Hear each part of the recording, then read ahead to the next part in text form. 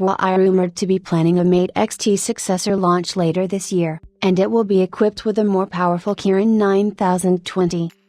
The Mate X-T became the world's first trifold smartphone last year when Huawei officially unveiled the engineering marvel on September 10, beating out the competitors working on mass-producing such smartphones with a similar form factor for a few generations.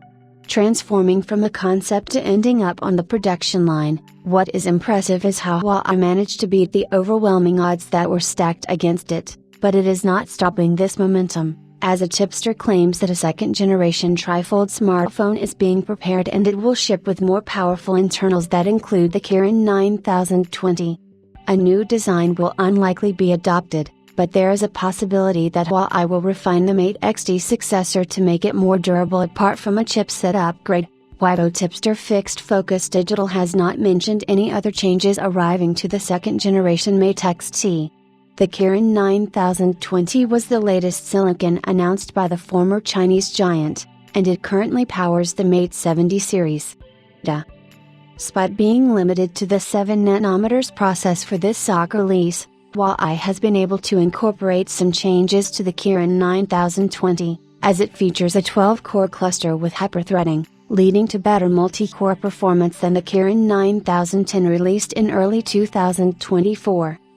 The lack of UV machinery means that Huawei will be limited to using the UV equipment that is currently in possession of SMIC, China's biggest semiconductor manufacturer, so it could be stuck on the 7nm lithography for a while.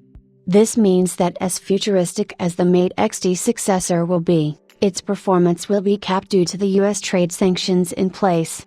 Since it took years for Huawei to introduce a near-perfect design to make the device as thin as possible when completely folded, we doubt that this year's model will be strikingly different.